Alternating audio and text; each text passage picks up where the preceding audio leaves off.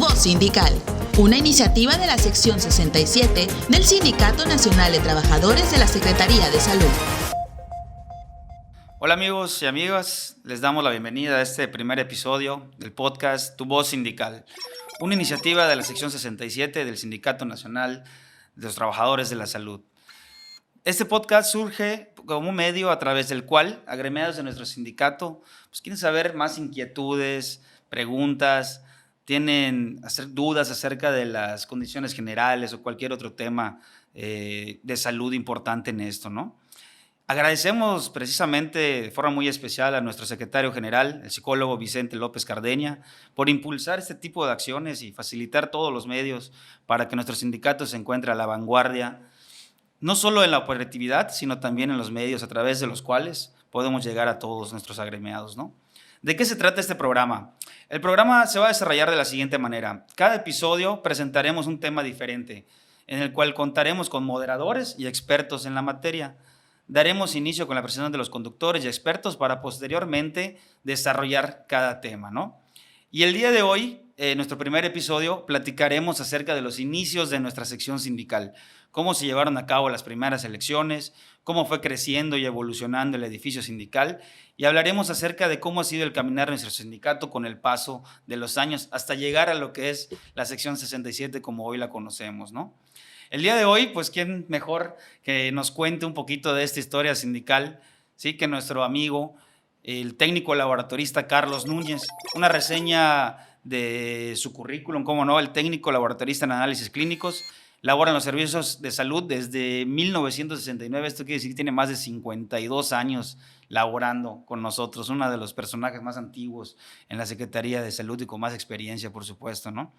Él se ha desempeñado como censor de la brigada de la campaña contra la tuberculosis, el diagnóstico de tuberculosis pulmonar en Izamal, Valladolid y Simín. En el ámbito sindical también se ha desempeñado en la sesión 67 como secretario de préstamos en los periodos del 89 al 92, 92 al 95, 2003, 2006. Ha sido también secretario de conflictos en el periodo 2000 al 2003 y actualmente se desempeña como técnico laboratorista en el Centro de Salud. Y también nuestro gestor en el Centro de Salud de Mérida, un personaje muy querido en el Centro de Salud. Y bueno, pues vamos a adentrarnos ya en la plática. Don Carlitos, como cariñosamente te llaman todos allá, los compañeros en el Centro de Salud. Los compañeros de la Secretaría de Salud les gustaría saber cuáles son los inicios de esta nuestra sección sindical. Lo que hoy vemos enfrente de la donde este local sindical, que ahora, hoy por hoy, son puras oficinas, pero antes no era así. Coméntanos cómo empezó esto cuando todavía no estábamos aquí en esta dirección. ¿Qué pasó en ese entonces? Bueno, voy a empezar desde el momento en que yo entré a la Secretaría. En 1969, el doctor jefe de los servicios coordinados de salud pública en ese entonces era el doctor Raimundo Vargas Villanueva. Y el secretario general era el señor Víctor Tamayo Ayala, que empezó en el 70 realmente, 70-73. Y como decía aquí Pedrito, era pues las elecciones muy diferentes a las de ahora. No había voto libre y secreto, eran por dedo, o sea, iban y les decían quiénes estaban, por ejemplo, enfilaban a los candidatos y decían, ¿quiénes están con fulano? Y ahí contaban.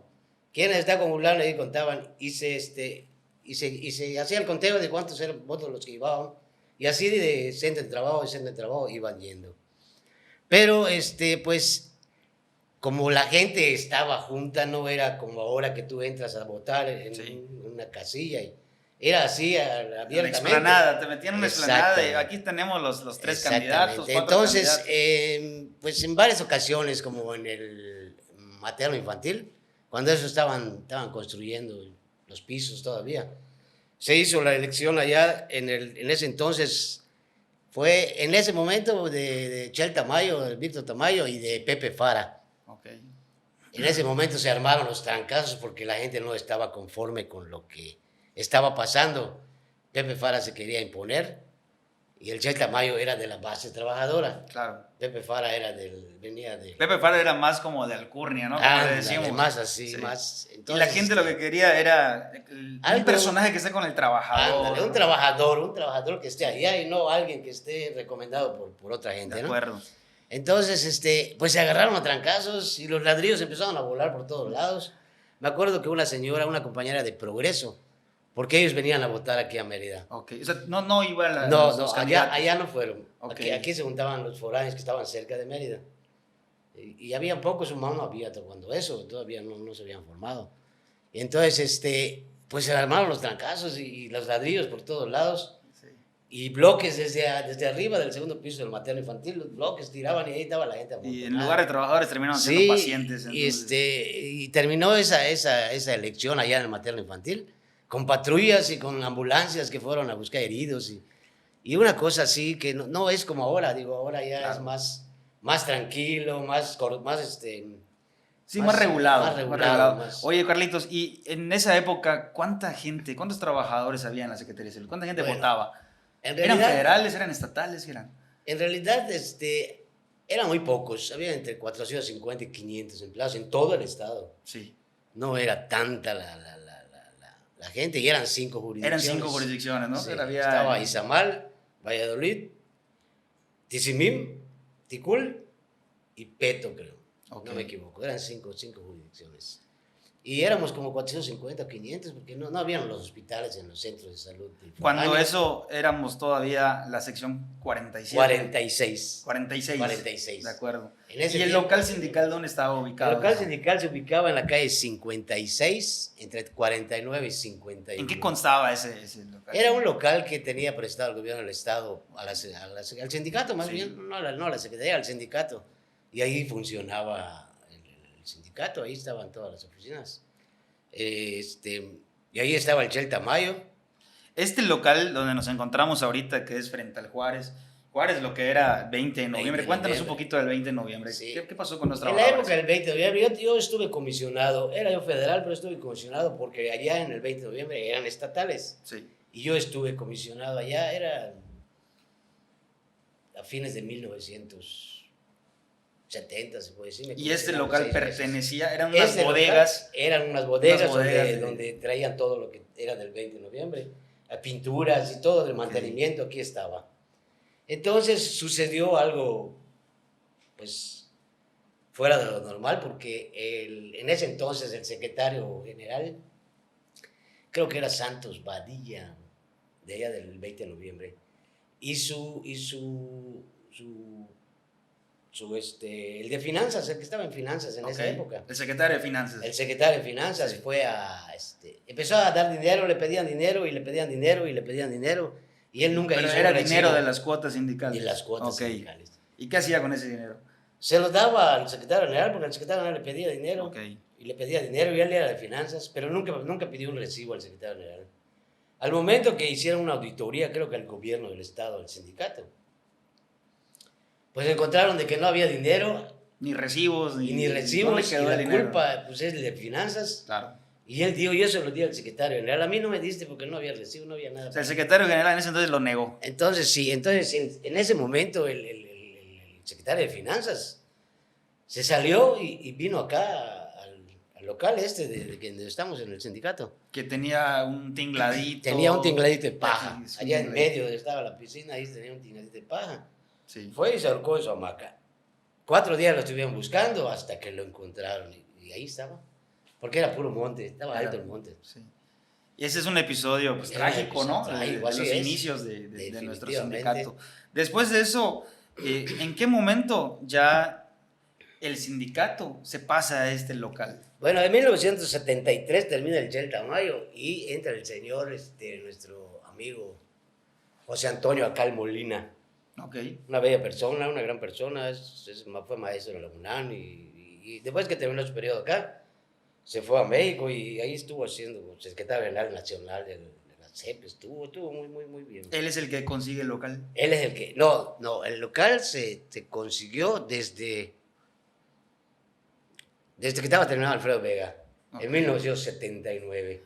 A partir de 1979 ya tenemos un local sindical propio y ya somos sección 67 para esa fecha. No, todavía. Entonces, después del 79 que terminaba Alfredo Vega, el doctor Chinto Herrera trepa, se vuelve diputado porque era el secretario general. El primer secretario general de la 67. Y el primero secretario general que fue diputado. Jacinto Herrera. Sí, cómo no. Y entonces, pues él empieza los trámites y ya este terreno, como el Hospital 20 de Noviembre se lo estaban dando al IMSS. Sí. Lo que hoy es el IMSS. Entonces este terreno quedó baldío, quedó abandonado. Y fue en la época de Jacinto Herrera, que ya fue diputado, empezó a solicitar que lo pasaran a la sección 67. Sí, que les prestaban un local y empezaron a construir. Exactamente. Y entonces empezaron cuando se lo ceden, vamos a poner, se ceden el terreno al doctor Jacinto, ¿en qué constaba eso? ¿Había oficinas? Pues nada más las bodegas donde estaban las oficinas ya después. Ya remodelaron todo eso, ya en la época de William Rodríguez. Sí. En la época ya él empezó a remodelar todo y cuando él trepó, pues ya, porque él era si no me equivoco, de Jacinto Herrera, creo que estaba en finanzas. Si no me equivoco, creo que estaba en finanzas, William Rodríguez. Y después jugó y ganó en 1985, porque va del 82 al 85 jugó Jacinto Herrera.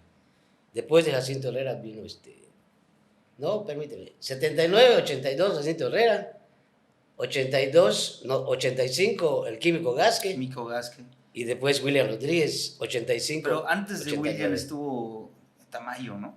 No, mucho antes. Mucho antes. No, te digo que en el 70 estaba Tamayo como... Okay. Aunque él siguió participando. El primero de la 67 fue Jacinto Herrera. Después viene el local sindical. Fue cuando se fusionó y cambiaron de 46 a 67. Sí. Y recuerdo también, yo estaba muy pequeño, que este local tenía una cancha de básquetbol, tenía un parque de juegos infantiles, y en el área donde hoy es la oficina del secretario Vicente, había una piscina. Había una piscina. Acá no era hasta allá, ahí estaban los baños. Sí, baños, piscina. Entonces acá aquí debajo donde estamos nosotros, era la piscina. Sí. Aquí estaba la piscina. ¿Esa piscina quién la construye? La construyó parte de Jacinto Herrera y parte de William. Y recuerdo que en ese entonces, aparte de las oficinas sindicales, se utilizaba como local social, se le rentaba a los trabajadores para con una cuota especial mínima, ¿no? Era para la basura y para la corriente, para pagar la basura. Y aquí hacían 15 años, hacían cualquier fiesta de los trabajadores. Y recuerdo también, por medio de fotos que he visto, que cada año se hacía el carnaval, y teníamos nuestra reina del carnaval, nuestro rey feo. Todo el estado concursaba para la reina del carnaval, para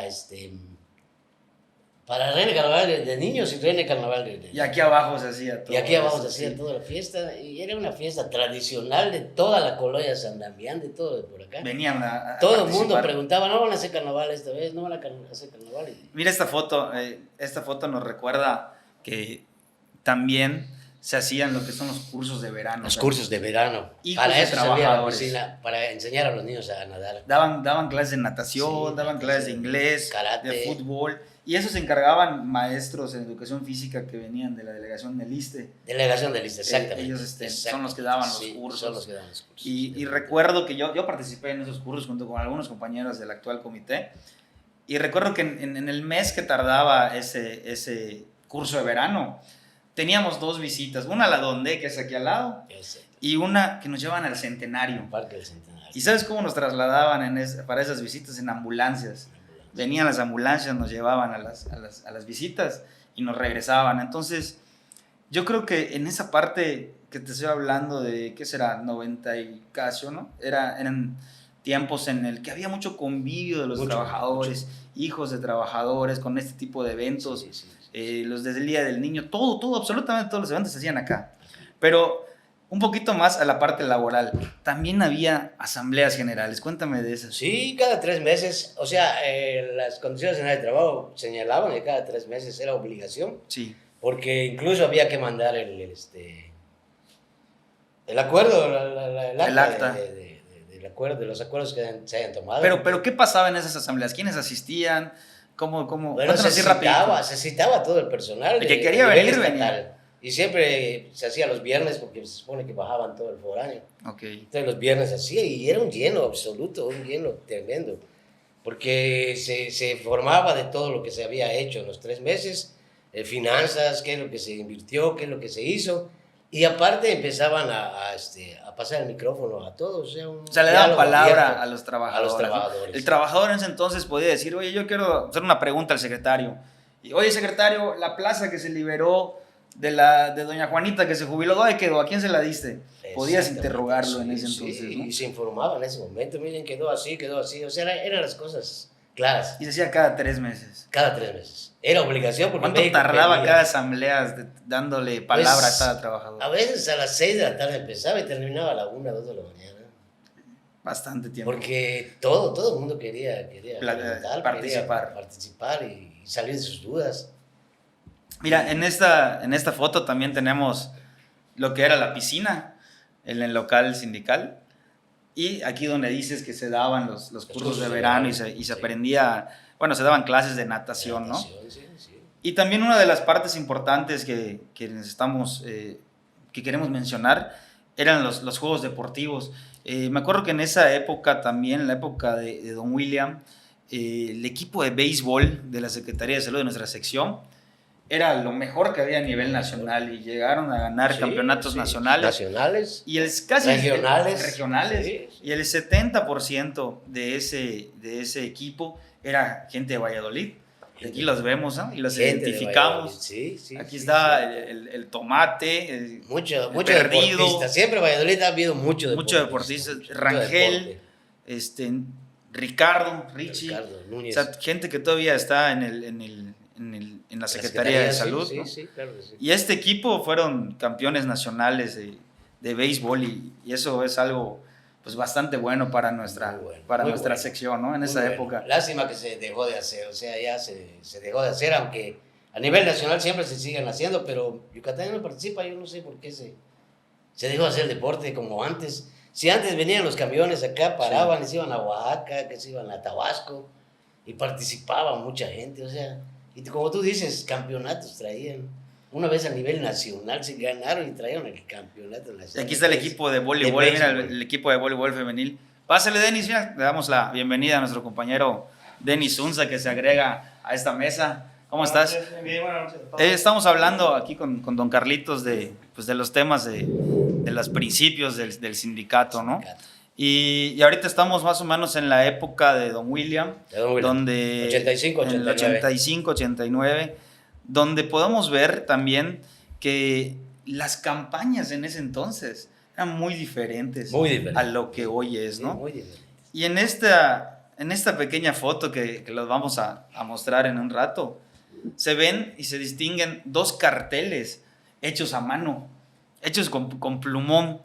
Y en esos carteles se le está invitando a los trabajadores a los cierres de campaña, que los cierres de campaña eran el mismo día, a la misma hora, ¿no? Y ahí ahora sí se medían fuerzas, que se sigue haciendo de repente en nuestras campañas, ¿no? Sí, las bueno, actuales. en esa época, fíjate que allá donde estaba la cancha de básquetbol, Sí. ahí extendíamos las mantas y nosotros las pintábamos. Todo era... El equipo lo pintaba, el equipo lo hacía, o sea, todo, no habían cuando eso lonas para mandar a hacer, o sea, nosotros hacíamos todo, nomás compramos el material. De repente llegaba el cierre de campaña y decían, oye, yo le doy al candidato 5,000 pesos para cerveza o 5,000 pesos para el conjunto.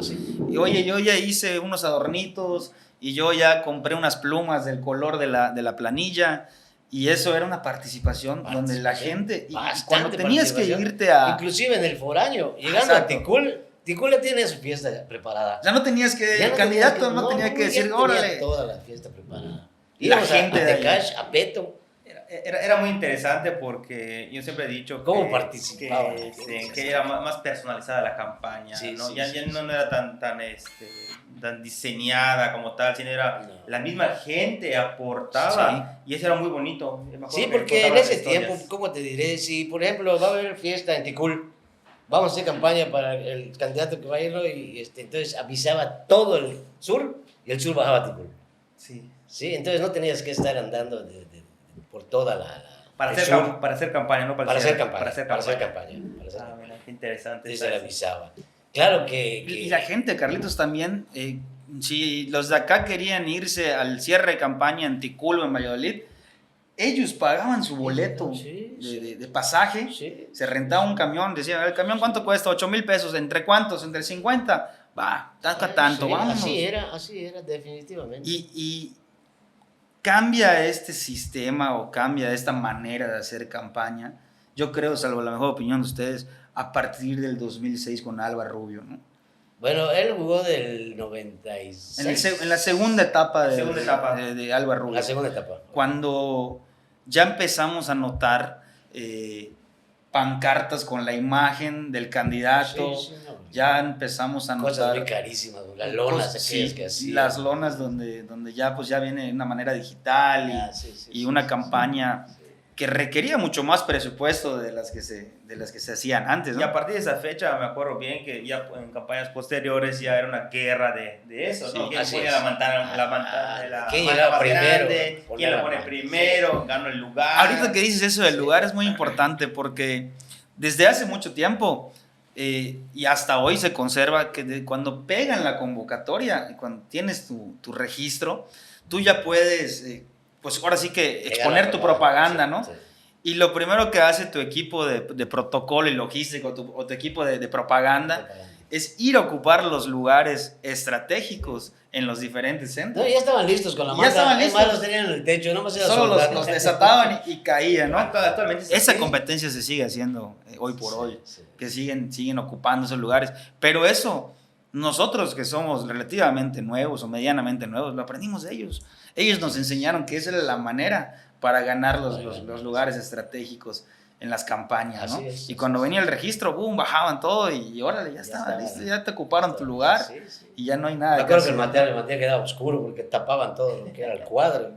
Todo. Y los que sufrían ahí eran los pacientes, no había ni dónde pasar en tiempos de campaña. Y de los dos lados de arriba y de abajo estaba tapado, completamente. Está pisado porque llegaban los otros y ya ponían por todos lados y se tapaba todo.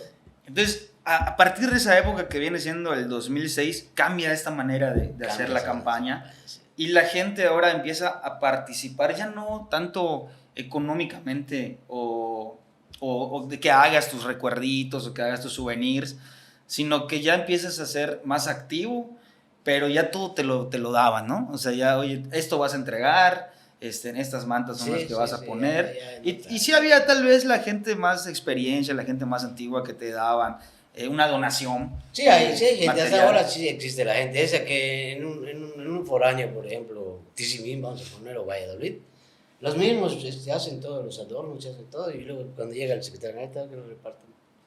La gente antigua creo que todavía conserva esa tradición de decir, bueno, yo quiero aportar y doy mi granito, ni siquiera pregunta, llega y ahí tengo 3 lápices, hice unos adornos, etcétera, ¿no? Y de ahí para adelante todas las campañas han sido así, ¿no? O sea, ya con la imagen del candidato, de los candidatos. Ya no era tan agresiva con aquel tiempo que te decía, ¿no? Aquel tiempo sí, porque el voto era abierto. O sea, oye, tú estabas conmigo, ¿qué te pasó? Y no sé qué, y se cagan de trancazos, así era la cosa. Cuéntanos de aquella elección donde participa William Rodríguez, participa Alba Rubio y participa el doctor Gilberto Rosado, cuando se arman los sillazos acá, que estaban una parte, una planilla estaba dentro del local y la otra planilla estaba en la parte de la cancha de básquetbol. Y cuando se da el resultado, porque antes todos esperaban los resultados finales aquí en el sindicato. Fue cuando Gilberto salía fue cuando estaba Gilberto Rosado, ¿no? Él estaba saliendo. Cuando William le ganó a Gilberto, si no me equivoco. Y gana la elección. Los botellazos, fue cuando empezaron los botellazos. Porque antes, ahorita cada quien en su casa de campaña espera el resultado. Y cuando se da, vamos a celebrar, ¿no? Y los que perdieron, pues se van a su casa, ¿no? Pero antes, la gente venía acá al local sindical, que estaban las puertas abiertas, y ocupaban su lugar, ¿no? El que llegaba primero se sentaba en el local, y los que no, pues se iban a la cancha. Y aquí se pasaban hasta las 11, 12, 1 de la mañana esperando el resultado. Y cuando llegaba el resultado, ya sabían quién estaba celebrando. el otro equipo prácticamente estaba enfrente viendo el triunfo de los demás, ¿no? Sí, y eso creaba muchas situaciones adversas que llegaba a los trancazos, y a los botellazos y todo había, sí. Bueno, esa creo que ha ido cambiando, ¿no? En los últimos años. Ha cambiado mucho. Sí, el respeto que se le ha dado al ganador. Lo que pasa es que ahora, desde el momento que digan quién ganó, los del otro equipo se van, ya no vienen al sindicato. Sí, ya la tendencia que lo da el Orán. Ganaron. Sí, pero lo bonito de esa parte que era que ya cuando terminaban las elecciones, pues ahora sí vamos en unidad a lo que es una sección sindical, ¿no? Y la gente se unía, los trabajadores estaban conscientes de que en unión podían tener ahora sí que la fuerza, aunque parezca eslogan de campaña, pero es la realidad, ¿no? La unidad de los trabajadores crea una fuerza donde ya puedes exigir la autoridad, donde puedes gestionar mejor para el beneficio de los trabajadores.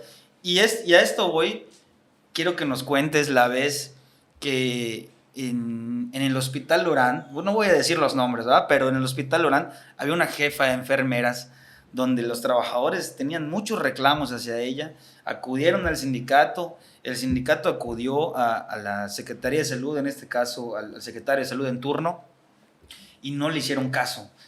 ¿Y qué pasó en ese momento? ¿Se planeó una marcha ahí? ¿Hasta dónde llegaron? Una marcha y la gente respondió porque llegó un momento en que la plaza principal se llenó completamente. Me acuerdo que trepábamos los carros donde está el asta de la bandera y ahí con sonido y toda la cosa, y en la puerta del palacio igual. Una cosa así. Y en ese entonces era gobernador Patricio Patrón, ¿verdad? Y decía la jefa de enfermeras esa que no por 100 personas, dices, no me van a cambiar, son 100 personas que están haciendo escándalo. Y entonces le gritábamos que vea hacia abajo, porque estaba en el palacio. En el palacio, allá arriba. Que vea hacia abajo, porque vea si son 100 personas. Y eran demasiadas personas, como 500 o 600 personas. Fue una cosa así impresionante. El gobernador en ese entonces era Patricio Patrón. Patricio estaba. ¿Y qué pasó? ¿Cómo se resolvió ese problema? Pues tuvieron que cambiarla a ella, tuvieron que quitarla definitivamente de jefe de enfermeras y el doctor Carcaño estaba molestísimo porque en ese momento... Pereira Carcaño, el secretario de Salud. Estaba molestísimo, que no podía hacer, ¿cómo van a quitar a su gente de confianza de los centros de trabajo? Y se va porque se va, no, paro laboral en todo el estado. Sí. Y ya salió el gobernador, es que está bien, se va a ir, lo vamos a quitar. Ya pusieron una jefa de confianza de los trabajadores, o sea, que hay acceso. Sí, no me acuerdo cómo se llamaba esta chica. Pero bueno, la gente ya estaba más... Ya estaba contenta en comunión porque, con esa no había tanta presión. Y es que llegó un momento en que esta jefa de enfermeras, ya era demasiada la presión para las enfermeras. Querían que se quedan a cierto turno porque no había personal. Y las obligaban a que se quedaban o se van a la calle, así las amenazaban. Pero lo bonito de esto para mí es que en ese momento los trabajadores se unieron. Hicieron fuerza para hacer algo a favor de todos. Había muchas, cuando pasaban las situaciones, había poder de convocatoria. Sí. El sindicato convocaba y la gente apoyaba, iba a apoyar y vamos, y nada de miedo, de que es que te van a sacar si vas, es que no salgas, es que no. No como ahora yo creo que eso pasa en algunos centros de trabajo. El mismo director, si sales te sacamos de la secretaría. Y digo, son amenazas que no y eso que comentas es muy importante. Tú, en tu opinión, ¿por qué crees que ha cambiado esa ideología, esa idiosincrasia que tenía la gente, los agremiados, el sindicato, de decir, órale, vamos a manifestarnos porque creemos que esto pues, es una irregularidad que afecta a nuestros derechos y si el sindicato nos pide apoyo y vamos a manifestarnos pacíficamente para exigir un derecho que nos merecemos? ¿Por qué crees que ha cambiado y que eso ya no existe hoy por hoy? Bueno, o sea, el poder de convocatoria que tenía el sindicato. El poder de convocatoria y lo que tú dices, ¿no? Ese cierto, vamos a llamarle temor. ¿Por qué razón? Porque llegó un momento en que el sindicato, en un tiempo, llegó un momento en que el sindicato no apoyaba al trabajador. Estaba más bien pegado a la jefatura o pegado al palacio, o sea. Entonces decías tú, bueno, ¿y me va a ayudar el sindicato a sacarme o qué? Y entonces no voy. Y se acabó el poder de convocatoria, ya los trabajadores ya no querían participar. ¿Cuál fue la última...? No me pongo a trabajar, decían. Y ya, no, ¿Sí? ya. ¿Cuál fue la última manifestación pacífica que te acuerdas que haya habido donde se consiguió algo realmente importante para los trabajadores? Pues fue en un apoyo a la SEP, ahí también en la Plaza Grande. Me acuerdo que fue un apoyo a la SEP, no sé qué problema tenía la SEP y nos pidieron apoyo. Al sindicato de salubridad le pidieron apoyo con gente para que vayamos a manifestar. Y fueron para allá. No, y también fue un lleno de gente. Que un escándalo de verdad. La policía no podía ni pasar por ningún lado. Se adueñaron de la plaza, sí, ustedes. Y estuvo muy... O sea, a mí me encantaba esa euforia. Porque ves a la gente que quiere defender sus derechos. Sí. Y además, como los están apoyando por el sindicato, pues con toda la confianza del mundo. Pero yo hay creo una que más eso se fue actual. acabando. El HRAE. El HRAE. El HRAE. Cuando, en los inicios del HRAE, cuando era gobernadora Ivonne Ortega, viene la apertura así, del HRAE, que es un OPD, y lo que querían a nivel federal era que las plazas que se iban a crear, o sea, las plazas de nueva creación, que en su mayoría eran plazas especialistas, muy altas, tanto de médicos como enfermería, ¿sí? Y bueno, lo que también tienen los afines, que son los administrativos, de todo, pero la mayoría en claves altas, querían traer y convocar gente de fuera del estado, ¿no? Y en ese entonces era el secretario general Álvaro Rubio, cuando se toma la decisión de que, pues prácticamente plantarnos en el tomar el edificio, sí. Y exigir que esas plazas sean para los yucatecos. Y en caso, bueno, de que en Yucatán no haya un perfil como el que están requiriendo, bueno, abrirlo ahora sí a otros estados. Pero en su mayoría, digo, aquí académicamente el estado está bastante bien, en medicina sobre todo, somos la mejor en temas de medicina de la región, región, gente preparada, van a traer gente de otros lados. Exactamente. Y también un tema importante en ese momento era que no estaban tomando en cuenta el sindicato para dar propuestas. Entonces, algo que se logró fue que al sindicato le dieran también el 50% de esas plazas de nueva creación. Me acuerdo, 24 horas hacíamos paro allá. ¿Te acuerdas? Hacíamos paro 24 horas, hacíamos guardias. No salíamos de allá. Y al final que se logra esta gestión, no sé cuánto tiempo estuvimos allá, 3 semanas tal vez. Más o menos. Estuvimos por allá encerrados y se volvía un picnic ahí entre todos. ¿no? De repente se volvía. Llevábamos, me acuerdo que nosotros estábamos organizando juegos deportivos y llevábamos loterías, etcétera, y hasta los niños se iban allá, ¿no? Sí. Y cuando se logra esto, en la gestión de Álvaro Rubio, le preguntan y le dan la opción a trabajadores del ORAM de pasarse para ahí. Y muchos trabajadores acceden a pasarse al HRAE. No van a perder su antigüedad, no van a perder nada. No van a perder nada. Porque estaban cotizando y ahí pues es el listo. Y cuando empieza eso, el HRAE no tenía sección sindical. No tenía sindical. ¿Qué hacíamos? Nosotros nos tocó estar en esa gestión con Álvaro. Y bueno, de repente nos mandaban, a ver, vete un rato tú de delegado para que veas quién necesita préstamos, quién necesita cualquier situación sindical y me lo traes para acá. Entonces, en ese entonces Álvaro hacía las dos partes.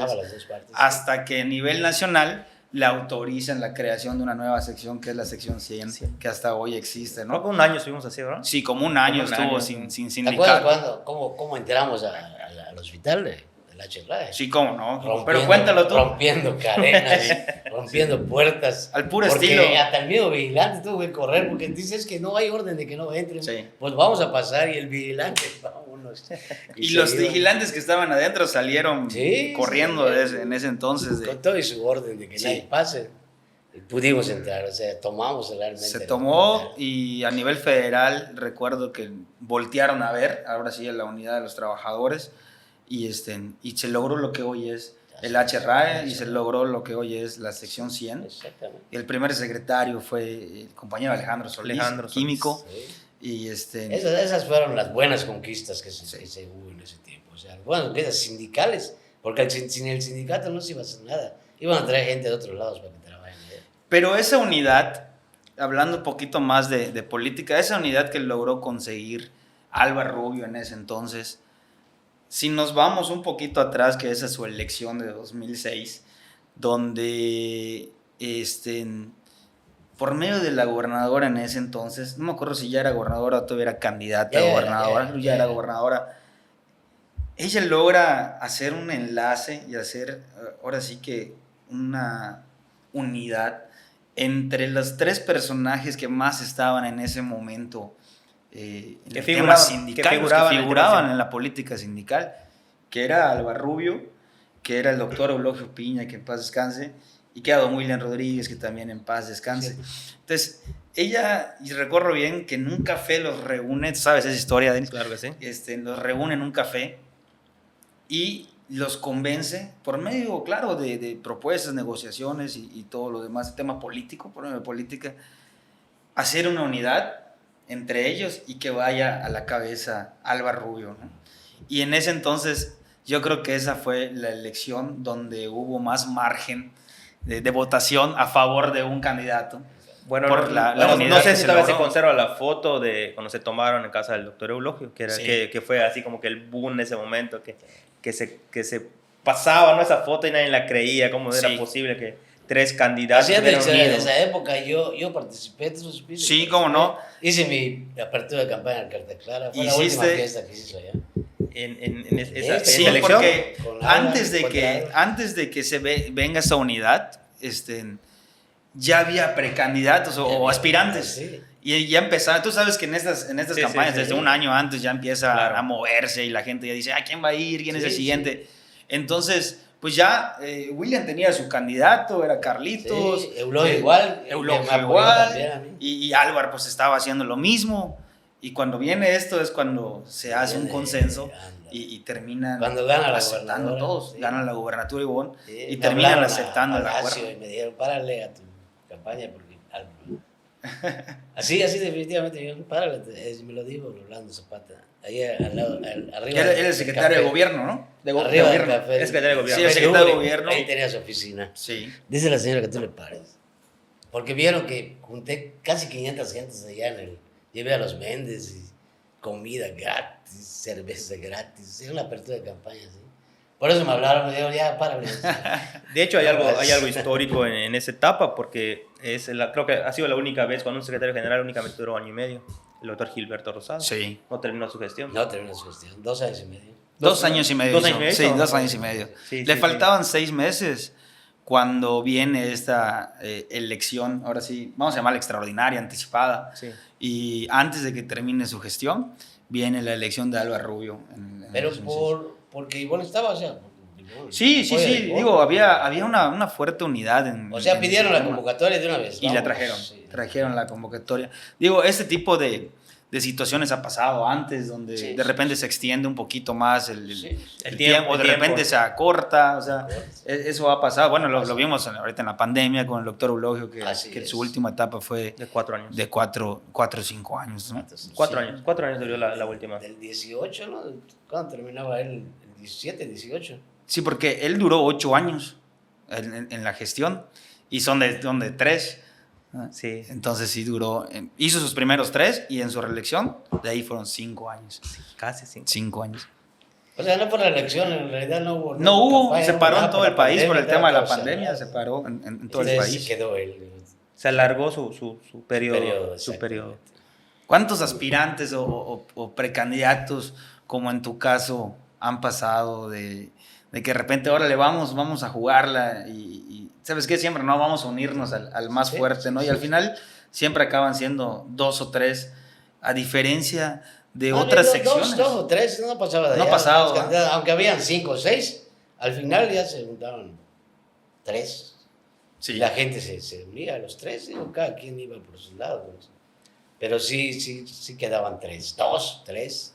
Sí, y de ahí también otra cosa que cambió en esta ocasión fue el tema de los delegados, que antes había elecciones para delegados y ahorita esa figura dejó de existir, porque malamente se le llama delegados a las personas, o se le llamaba delegados a las personas que estaban en el foráneo, que decían, oye, el delegado de Valladolid, el delegado de Ticul, y cuando en realidad esas figuras son subdelegados, eran subdelegaciones, y los únicos delegados, o la figura realmente de delegados, eran los delegados nacionales, que iban al Congreso bajo una elección, en representación por cada 300 trabajadores, para la elección de presidente nacional, en este caso de Marco Antonio. La última fue en el 2012. Y esa ya, a partir de esa fecha ya no va a existir. Ya no existe. Ya no existe en Vallarta, ¿no? Fue cuando se hizo Mazatlán, Sinaloa. Vallarta, yo estuve allá con tu abuelo y con No hubo una más en el 2012. Este fue el 2007. 2007. En el 2012 fue cuando es la planilla blanca encabezada por Josefina Misi, la jefa enfermera. Sí, cierto. Y ahí fue el último congreso. De ahí ya no hubo nada más. Se cambia el formato del tema de la elección. La elección nacional se vuelve universal. El voto se vuelve universal, directo y secreto. Que es la primera vez que lo hacemos acá en el 2022, ¿no? En esta elección. Y desaparece el tema de la figura de delegado nacional, ¿no? Se convierte en únicamente, desaparecen los congresos. Ya cada personaje tiene un voto directo. Bueno, y por último, Carlitos, mira, quiero mostrarte igual esta foto, que no sé cuántos años tenga, pero aquí podemos ver a dos exsecretarios generales, a don William y a Álvaro en sus inicios. Un jovencito en esa época. ¿Te acuerdas de esa época? Aquí también tenemos un cierre de campaña de los que se hacían. El Carta Clara era muy famoso y el local del médico, ¿no? Igual era famoso por eso. Ahí se hacía. Y una de las marchas del 1 de mayo donde se puede notar a los trabajadores con las camisas en el antiguo escudo, cuando todavía éramos Secretaría de Salubridad y Asistencia. Y luego se vuelve Secretaría No había descentralización. No había descentralización. Ahí vemos el escudo todavía antiguo. Y la gente que pues iba a marchar el 1 de mayo siempre. Pero sí, bueno, un día había buena convocatoria, o sea, iba mucha gente a marchar. Pues yo te queremos agradecer, Carlitos, que nos hayas acompañado ahorita en este primer podcast. ¿Qué te parece la idea de seguir haciendo este tipo de cosas? Es muy bueno porque le da más claridad al sindicato, o sea, son muy buenos programas, es muy bueno esto para que la gente que no está enterada se entere de cómo empezó el sindicato, cómo fue, cómo ha crecido, sí, cómo ha evolucionado demasiado, digo, y ahorita las cosas pues son más factibles, más fáciles de conseguir porque ya somos mucha gente. Sí, Entonces en la última elección 5.200, 5.300 trabajadores, ¿no?